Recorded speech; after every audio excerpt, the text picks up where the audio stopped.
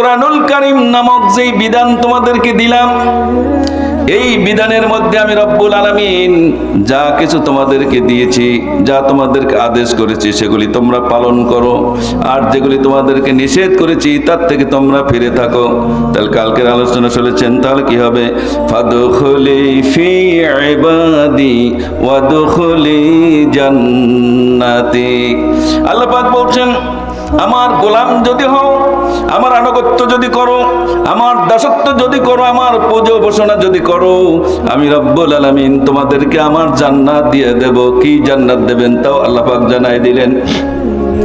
জান্নাতের ওই তরুণ দ্বারে হুরবালারা এসে জানাইবে সুস্বাগত মধুর হাসি হেসে, গলায় গলা মিলাইয়া গালের সাথে গাল, বলবে তোমার ইন্তজারে ছিলাম এত কাল। এসো এসো প্রিয় সখা, এসো মোদের সনে, রাখবো সদা বেদে তোমায় মধুর আলিঙ্গনে। জান্নাতে যখন যাবে, জান্নাতের মধ্যে বসে বিশাল বড় বড় ওয়াটারমেলন, বড় বড় তরমুজ যখন তারা খাবে জান্নাতীরা, বিশাল বড় বড় পমিগ্রেনেট ডালিম যখন খাবে, ব্যানানা খাবে, এনাবর আঙ্গুর খাবে, গ্রেপ জান্নাতি খাবে, তখন জাহান্নামীরা তার জান্নাতের পাশে থেকে জাহান্নামে বসে জান্নাতীরা কি খায় তা দেখতে পাবে। দেখতে পেয়ে ওখান থেকে বলবে, ওয়ানাদা আসহাবুন নারি আসহাবাল জান্নাতি আন আফিদু আলাইনা মিনাল মাই আও মিম্মা রাযাকাকুমুল্লাহ ক্বালু ইন্নাল্লাহা হাররামাহুমা আলাল কাফিরিন।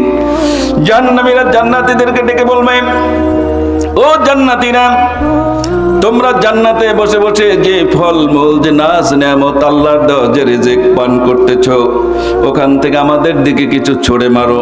জান্নাতীরা বলবে, ক্বালু ইন্নাল্লাহা হাররামাহুমা আলাল কাফিরিন। ও জাহান্নামীরা, আল্লাহকে অস্বীকারকারীরা, তোমাদের জন্য আল্লাহ রাব্বুল আলামিন এই জান্নাতের খানা আর জান্নাতের নাজ নেয়ামত তোমাদের জন্য রব্বুল আলামিন হারাম করে দিয়েছে। এরপর রব্বুল আলামিন তাদের জন্য আরো বলছেন, ইন্নাল্লাযীনা কাযযাবু বিআয়াতিনা ওয়াস্তাকবারু আনহা লা তুফাত্তাহু লাহুম আবওয়াবুস সামাই ওয়া লা ইয়াদখুলুনাল জান্নাতা হাত্তা ইয়ালিজাল জামালু ফি সাম্মিল খিয়াত ওয়া কাযালিকা নাজজিল মুজরিমিন।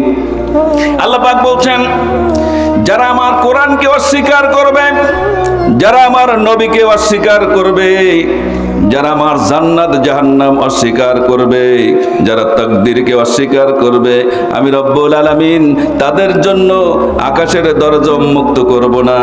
আকাশের দরজা তাদের জন্য খোলা হবে না যতক্ষণ পর্যন্ত না সূর্যের ছিদ্র দিয়া উট গমন করতে পারে।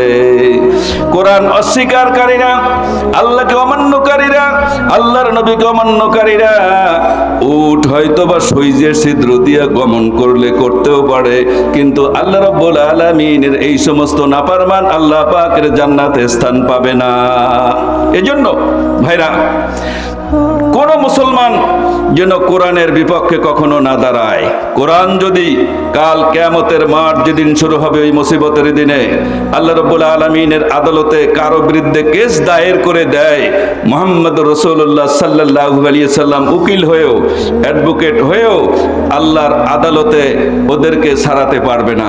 এজন্য কোন মুসলমান যেন কখনো আমরা কোরআনের বিপক্ষে না যাই, আমরা যেন কোরআনের পক্ষেই থাকি।